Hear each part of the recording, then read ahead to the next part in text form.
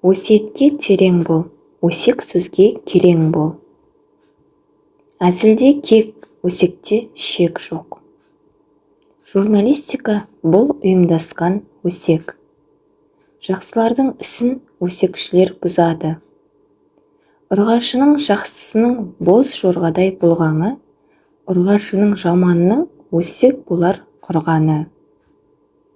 Тар жерде қолдың ұшын бергенді айтшы, екінің бірі мырза тасқан жерде. Жамандар көре алмаған қылады, өсек лайық заманында асқан ерді. Мына заман қай заман, қас күнемге жай заман, араздық пен өсекке өлшеуі жоқ бай заман.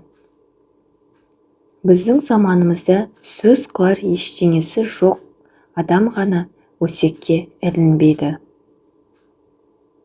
Ынсап, ұят, ар-намыс, сабыр, талап, бұларды керек қылмас ешкім қалап.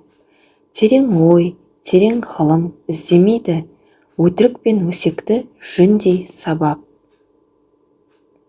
Арыз, құрыс, жік, жала, есеп өссе, бір-біріңді жоқ қылар өсек өссе. Өз шешеңнің емшегін өзің турап, итке тастау дегенің осы емес пе? Мықты ұлт болғысы келетін елдің өсегі аз, ісі көп болса керек.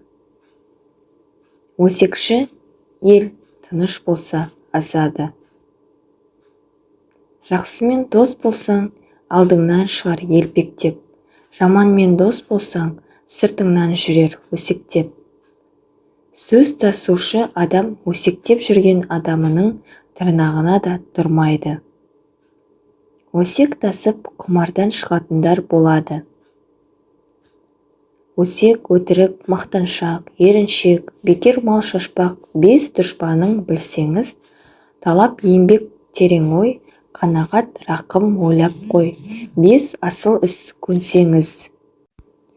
Өсек жасанды ақша секілді, жөні түзу адамдар оны өздері қолдан жасай алмайды, тек басқа адамға беріп отырады. Өсек қонақ жайлықтың өтемі. Өсекші деген сізге басқа адам туралы айтатын адам, жалықтырып жіберетін жан, сізге өзі туралы айта беретін адам, ғажайып әңгімелесуші, сізге сіз туралы айтатын адам. Өсекші сізге өзіңіз күдіктенген нәрсені жеткізетін адам. Өз құлағымен естімеген нәрсені ешқашан қайталап айтпа. Сізге өсек айтқан адам сіз туралы басқа біреуге өсек айтады. Өсек сені күйдіру үшін таратылады. Егер сен өзің туралы тараған өсекке шындап, күйіп піссең, онда өсек авторының арманы орындалғаны. Өсек пен өтірік егіз. Өшер елдің өсегі өшпес.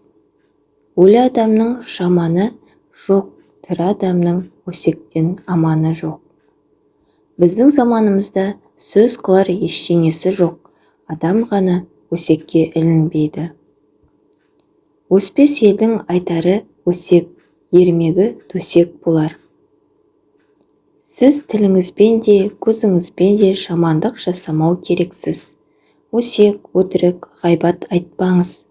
Көзіңіз тек жақсы дүниені көрсін, қолыңызбен тек жақсы нәрсені ұстаңыз.